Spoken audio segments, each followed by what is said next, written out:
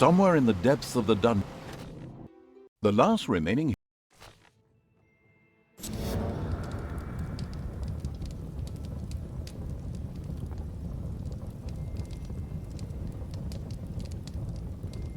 and the hand of an old throne room was revealed by the light.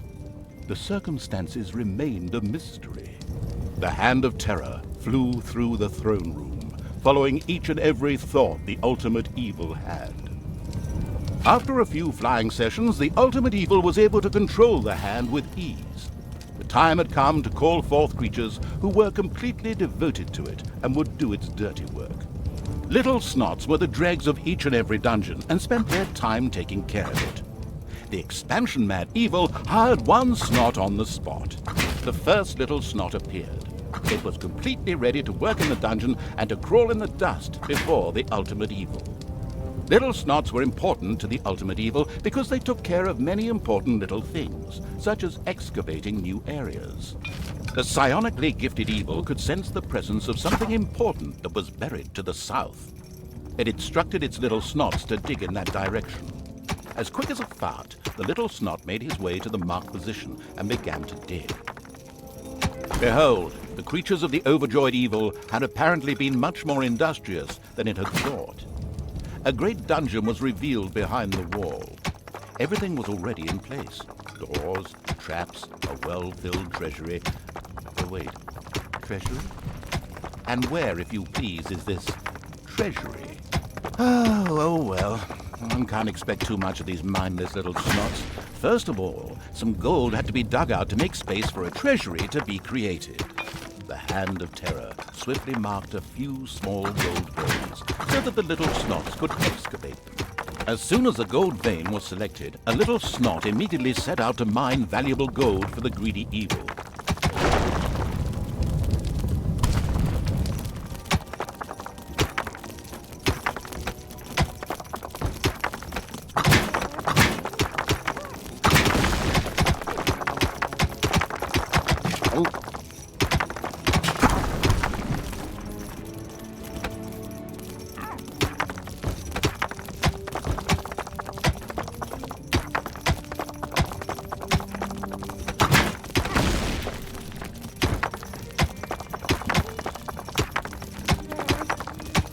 Once most of the gold had been mined, the hand of terror quickly created a treasury on the spot so that the precious metal could be safely stored.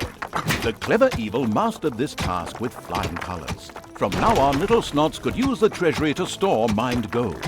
It was then at the greedy evil's disposal whenever more rooms needed to be built or new creatures recruited.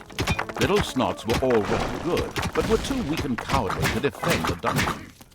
Since it was not able to defend itself, the ultimate evil would have to hire some orcs. They would require food, liquid food, well, beer besides.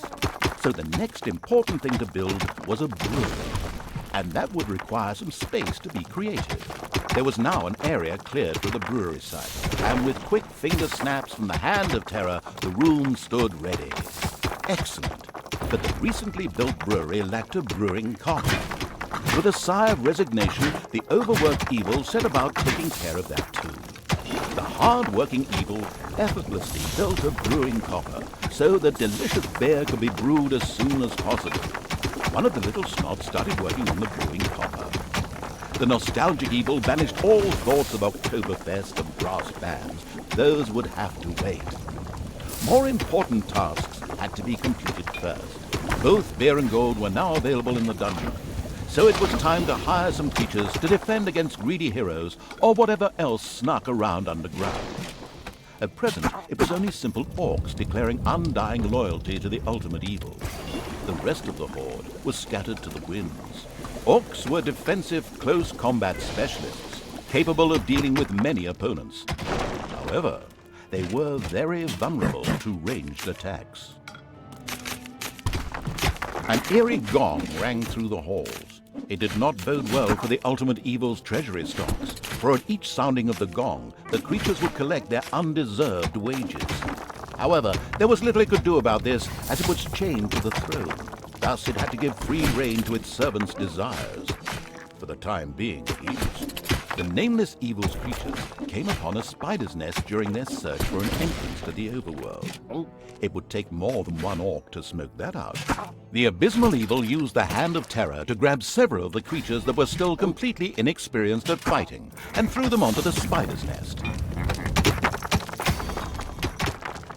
The evil has awoken, but its brothers are still asleep. Huh? What on earth was that? That's not in my script. What a weirdo. No matter. We'd better get back to concentrating on the dungeon. The spiders drop like flies. The strategically well-versed evil patted itself on the back, proud that it had led its troops into battle with such a bomb. And by led, I just simply mean chucking them at the enemy. The dungeon of the expansion-mad evil grew and prospered, but unfortunately, it had reached the maximum possible population it could currently manage. Now a creature would have to be thrown into the bottomless pit before any others could be brought in. A huge monstrosity loomed out of the darkness on 8 legs. This dungeon's human guards had been ancient history for a long while. Now it was home to a huge spider and her brood. Would Sam and Frodo escape it and continue their journey to Mount Doom, or was this the end of the ring-bearer? Hang on a minute, that's not the right text. Where were we? Oh yes, a huge spider, henceforth called the Spider Queen.